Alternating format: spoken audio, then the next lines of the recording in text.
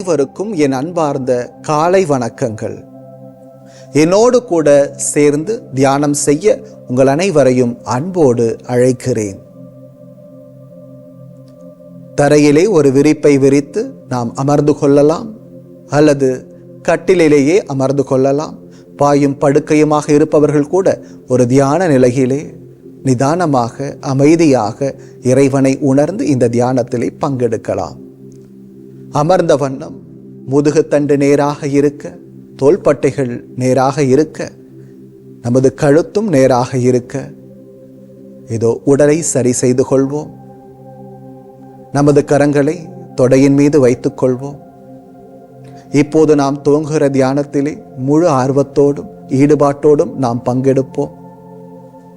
ஒருவேளை இந்த தியானத்தை நாம் இந்த நேரத்தில் செய்ய முடியவில்லை என்றாலும், நாம் நாள் முழுவதும் ஏதோ ஒரு நேரத்தில் நமக்கு நேரம் கிடைக்கிற பொழுதில் அல்லது இரவு நேரத்தில் அனைவரும் உறங்கிய பின்பாக கூட நாம் நமது தனிமையிலே இந்த தியானத்தை பயிற்சி செய்யலாம். தியானம் செய்வதுதான் முக்கியம்.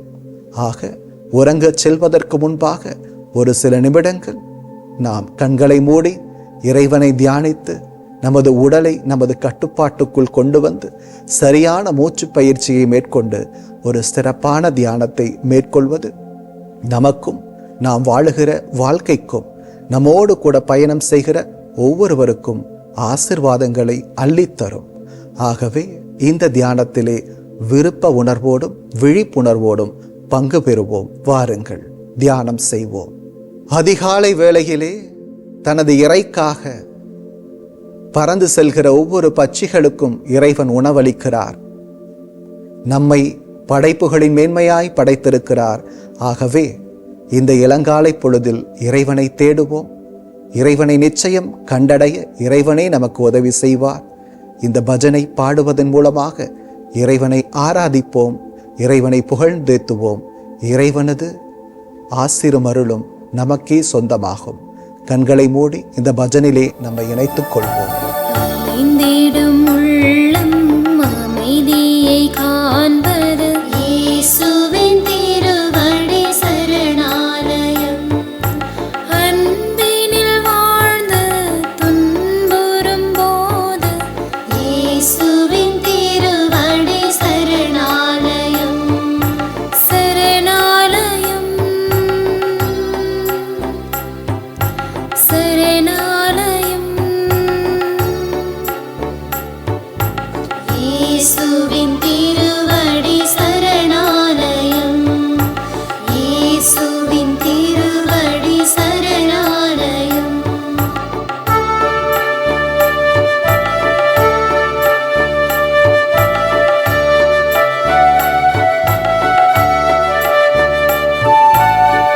உள்ளத்தில் ஒன்றே உறைந்திடும் தெய்வம் இயேசுவின் திருவடி சரணாலயம்.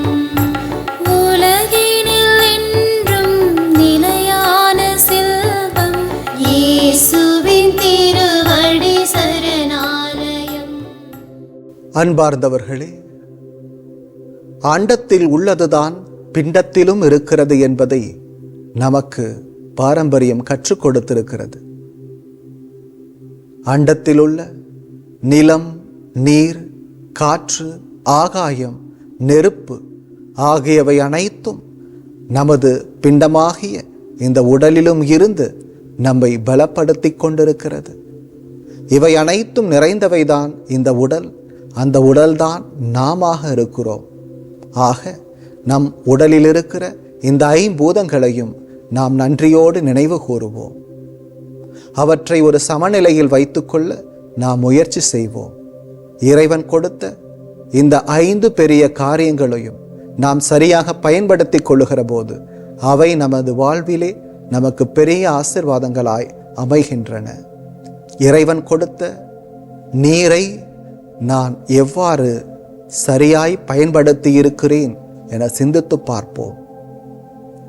நீரின்றி அமையாது உலகு என்று சொல்லுவார்களே, நீர் இல்லாமல் நம்மால் வாழ முடியுமா? ஆக அப்படி இறைவன் நமக்கு கொடுத்த ஒரு உன்னதமான பரிசான நீரை சரியான விதத்திலே நான் பயன்படுத்த இனிமேல் முயற்சிப்பேன். ஒவ்வொரு நீர்த்துளியும் உயிர் துளி என்பதை உணர்ந்து அவற்றை வீணடிக்காமல் வாழ நான் உறுதி எடுத்துக் கொள்ளுவேன். வருகிற சந்ததி நீரில்லாமல் தவிக்கிற சந்ததியாக விட்டுவிட மாட்டேன். நீரை பாதுகாக்கவும் நீரை வீணடிக்காமல் இருக்க நான் முயற்சி எடுப்பேன். இதோ இந்த நிலம் இறைவன் நமக்கு கொடுத்த மிகப்பெரிய கொடை.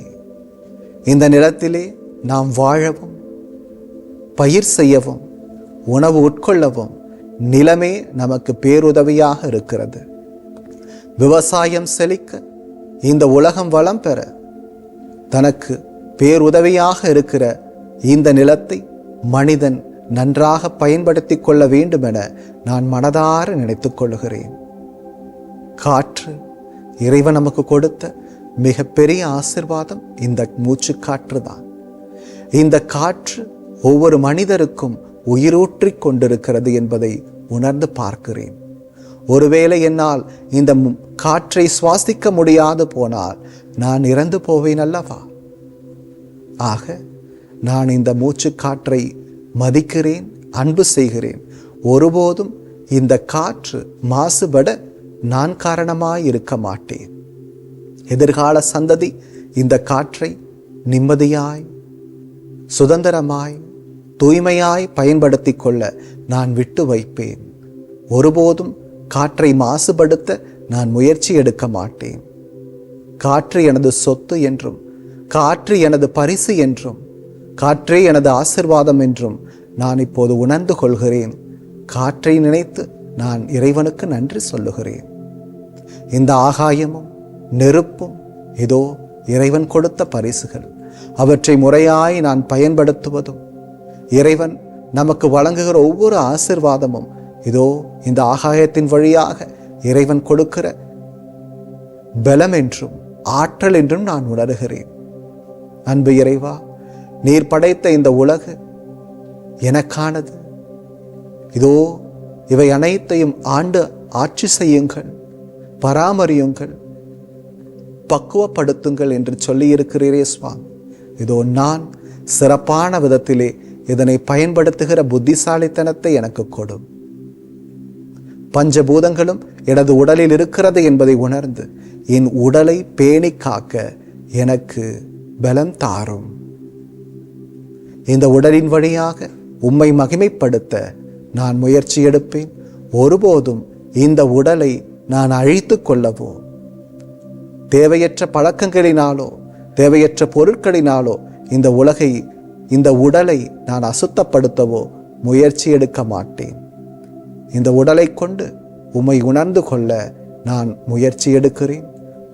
இந்த தியானத்தின் வழியாக இதோ இறைவா, நீர் எனக்கு கொடுத்த ஒவ்வொரு ஆசீர்வாதங்களுக்கும் மனதார நன்றி செலுத்துகிறேன். என்னையும் இந்த உடலையும் இந்த உலகையும் ஆசீர்வதியும் சுவாமி.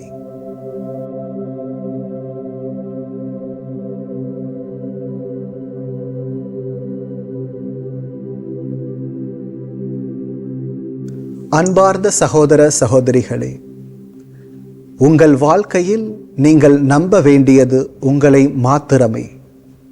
உங்கள் வாழ்க்கையின் ஒவ்வொரு நிலைகளையும் உயர்த்தக்கூடிய, உயிரூட்டக்கூடிய ஆற்றல் உங்களுக்குள்ளாகவே பொதிந்திருக்கிறது என்பதை மறக்க வேண்டாம்.